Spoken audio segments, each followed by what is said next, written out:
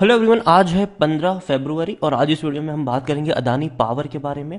देखिए, अदानी ग्रुप के शेयर्स अगर आप देखें तो अदानी पावर में 5% की गिरावट है। अदानी एंटरप्राइज में 2.5% की तेजी जरूर आई है। इसके अलावा अंबुजा सीमेंट भी 2.5% की ऊपर की तेजी पर ट्रेड कर रहा है और अदानी पोर्ट 1% की रफ्तार पर है। लेकिन बाकी की कंपनी अगर आप देखें तो अदानी विल्मर में 3% का ग्रोथ जरूर है, लेकिन दूसरी तरफ अदानी ग्रीन हो गया, अदानी गैस हो गया, ट्रांसमिशन हो गया और पावर हो गया, आज भी 5% की लोअर सर्किट पर बैठे हुए हैं। वीडियो में हम बातचीत करेंगे उसके बारे में कि अदानी पावर स्पेसिफिकली कि यहां पर मौके बनेंगे भी कि नहीं, क्योंकि एक बार ही ऐसा हुआ था जब से हिंडनबर्ग की रिपोर्ट आई तब से ये 5% की लोअर सर्किट दिखा रहा है।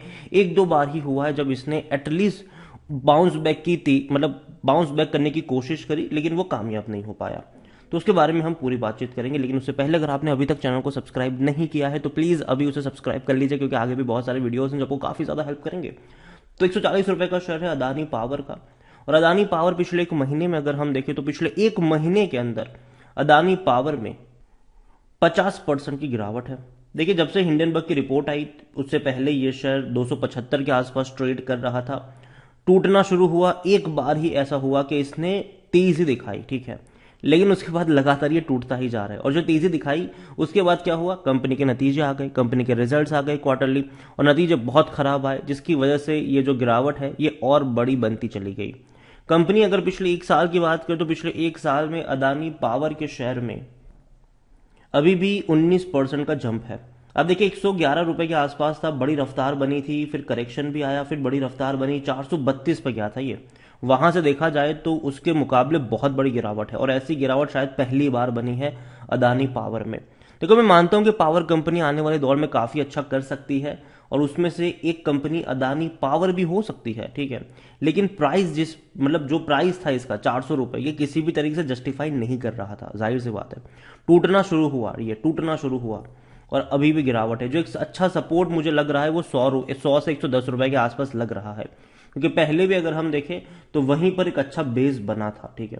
तो मैं मानता हूं कि अगर 100-110 रुपए के आसपास ये शेयर अगर जाता है तो वहां पर एक अच्छा बेस बना सकता है, और जो रिकवरी है वो शायद वहां से लौटती हुई नजर आ सकती है। और तब तक ये जो अदानी वाला जो मतलब कहते हैं ना कि जो भी हवा चल रहा है वो शायद थोड़ा बहुत कम होता हुआ नजर आए, क्योंकि अभी क्या है भैया कि कंपनी के ऊपर बहुत कुछ चल रहा है, कंपनी बहुत कुछ कर रही है, कंपनी फंडरेज करने की भी कोशिश कर रही है। देखिए, अदानी बातचीत कर रहे हैं कई सारे इंस्टीट्यूशन के साथ कि भैया कैपिटल इन्फ्यूजन कर ले, पैसा इनको दे दे, ताकि कंपनी जो है वो कुछ पेमेंट्स या रीपेमेंट्स कह लो आप, उसको चुका पाए।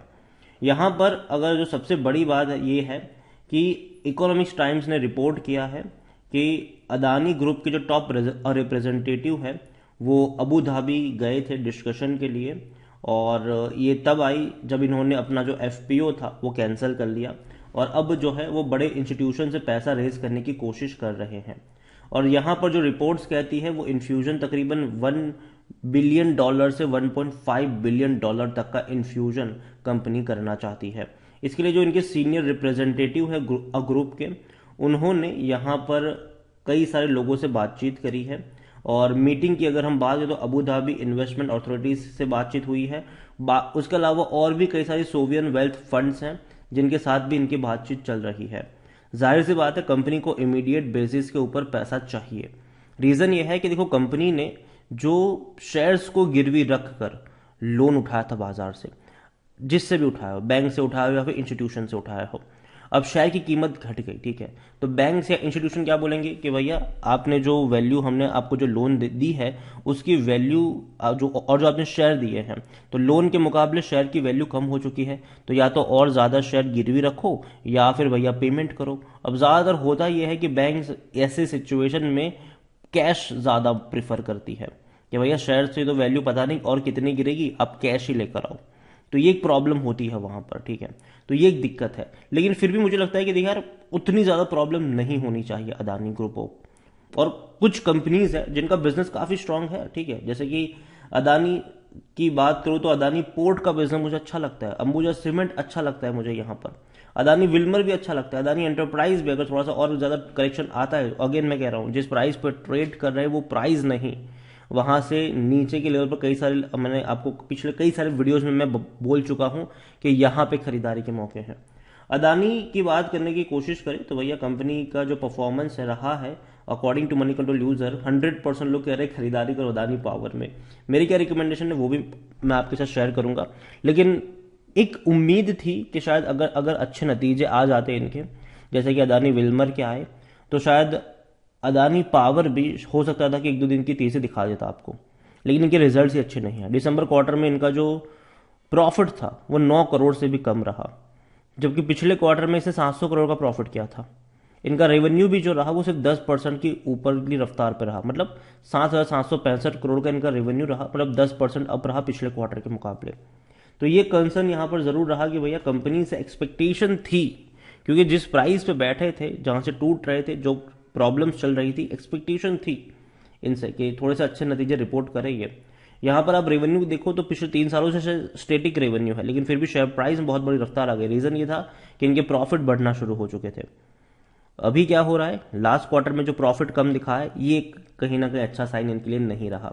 दूसरी अगर हम बात करें तो ईएसजी गेट कीपर ने अपना वर्डिक यहाँ पर सुनाया है अदानी ग्रुप ऑफ कंपनीज को लेकर, और Adani group of companies has pointed their commitment to environmental and social governance principal.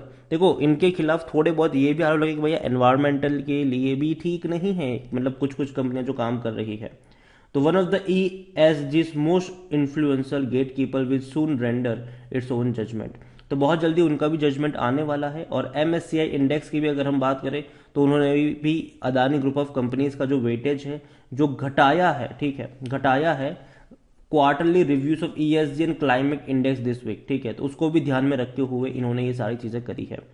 यहाँ पर देखिए, if it is reflect a significant downgrade in ESG rating of any of Adani companies that could be removed from ESG index and triggered another fresh round of selling। दिक्कत यहां पर यही है कि भैया ESG इंडाइस से अगर किसी को डाउनग्रेड कर दिया गया या फिर हटा दिया गया तो यहां पर भी एक सेलिंग आपको देखने को मिलेगी, क्योंकि MSCI के मतलब घटाने के बाद तो और ज़्यादा दिक्कतें पैदा हुई है इनके लिए। इसके अलावा अदानी की अगर हम बात करने जाए तो हालांकि देखो अदानी जो है ना वो भारत के साथ साथ बांग्लादेश में भी भैया बिजली सप्लाई करता है, ठीक है। तो बांग्लादेश के जो मिनिस्टर्स उनका कहना है कि देखो अभी बिजली सप्लाई में तो हमें कोई कंसर्न देखने को मिल नहीं रहा है, हम तो उन्हीं से मंगवाएंगे, ठीक है। दूसरी बड़ी अपडेट यहाँ पर यह भी है कि अदानी पावर जो है उनको NCLT से अप्रूवल मिल चुका है उनकी जो 6 सब्सिडीज है उसको मर्ज करने का। कोशिश करी थी कंपनी लंबे समय से कि अपने भैया सब्सिडी मर्ज हो, लेकिन अगेन ये खबर उतनी नई नहीं है, पुरानी खबर है ये, लेकिन फिर भी काफ़ी अहम खबर मैं मानता हूं इसको। अदानी पावर अगर हम देखें तो 11 का इसका पी रेशो हो चुका है, सेक्टर पी 16 का है, सस्ता जरूर हो चुका है ये, लेकिन फिर भी कोई भी एनालिस्ट आपको रिकमेंड नहीं कर रहा है ये। होल्डिंग के बारे में अगर हम देखें शेयर होल्डिंग की तो 75% की होल्डिंग प्रमोटर के पास है, जिनमें से 18.75% की होल्डिंग गिरवी भी है। दिक्कत यहीं पर है, म्यूचुअल फंड्स और डोमेस्टिक हाथ ही नहीं डाल रहे, यहाँ पर खरीद ही नहीं रहे हैं। अगर कुछ चेंज हो जनवरी फरवरी में कि भैया कोई बड़े फंड हाउस ने या फिर कोई म्यूचुअल फंड्स ने या फिर डोमेस्टिक ने खरीदारी की तो बहुत अच्छा साइन होगा इनके लिए। FIs के पास 12.88% की होल्डिंग है, लेकिन गड़बड़ यहीं पर तो है, एलिगेशन तो यही लग रहे हैं ना इनके ऊपर कि भैया प्रमोटर्स और FIs मिल के शेयर होल्डिंग को कंट्रोल करते हैं, यही तो एलिगेशन लगते हैं इनके ऊपर। तो यहाँ पर म्यूचुअल फंड्स नहीं है, डोमेस्टिक इंस्टीट्यूशन भी नहीं है। ओवरऑल मुझे लगता है कि अदानी पावर जो है ना वो अभी एक डाउनवर्ड ट्रेजेक्ट्री में नजर आ रहा है, और एक अच्छा सपोर्ट मेरे हिसाब से 100 रुपए के आसपास जरूर है, ठीक है। तो वहां पर अगर जाता है तो एक रिस्क लेने की जिनकी कैपेसिटी हो वो शायद वहां पे बाई करके चल सकते हैं। और अगर ऑलरेडी आपके पास है अदानी पावर बहुत हाई प्राइस पर है तो बेचने का कोई पॉइंट नहीं बनता है, क्योंकि मुझे लगता है कि थोड़ी बहुत पॉजिटिव खबर आ रही चाहिए अब यहाँ पर, क्योंकि आज जो है वो हमारे फाइनेंस मिनिस्टर के साथ सेबी की मीटिंग भी है, तो देखना होगा कि वहां से क्या कुछ अच्छी खबर निकल कर आती है कि नहीं, सेबी का क्या वर्डिक्ट होता है यहाँ पर, वो भी देखना काफी इंटरेस्टिंग रहेगा। और सुप्रीम कोर्ट ही भैया इसको काफी अच्छे तरीके से ऑब्जर्व कर रहा है, तो उनका भी स्टेटमेंट वर्डिक्ट काफी मैटर करता है इस पूरी सिचुएशन में। और बाहर की जो दिक्कतें हैं अदानी ग्रुप की, पैसों की किल्लत, वो तो है ही, वो काफी बड़ा नेगेटिव फैक्टर है। और वहां पर इनकी रेटिंग को घटा देना, इनके बॉन्ड्स को भैया जीरो कर देना, इनको लिए और मतलब लोन ना मिल पाना, ये एक प्रॉब्लम्स है इनके लिए। और दूसरी तरफ LIC ने भी कह दिया है कि अदानी में वो और इन्वेस्ट नहीं करेंगे। एसबीआई ने भी कह दिया है कि अदानी में वो और इन्वेस्ट नहीं करेंगे। तो जाहिर सी बात है यहाँ से मदद मिलने के चांसेस थोड़े से कम है, क्योंकि अगर ऐसे सिचुएशन में एलआईसी भी अगर खरीदारी करने लग जाता है तो काफ़ी हद तक भैया इनकी थू थू हो जाएगी तब तो यही कहूँगा मैं आपसे कि थोड़ी सी और गिरावट आपको स्पेसिफिकली अदानी पावर में देखने को मिल सकती है। लेकिन 100 रुपये से 110 रुपये का जो रेंज है वो काफ़ी एक कहते हैं कि सपोर्ट की तरह काम कर सकता है, तो नज़र होनी चाहिए वहाँ पर।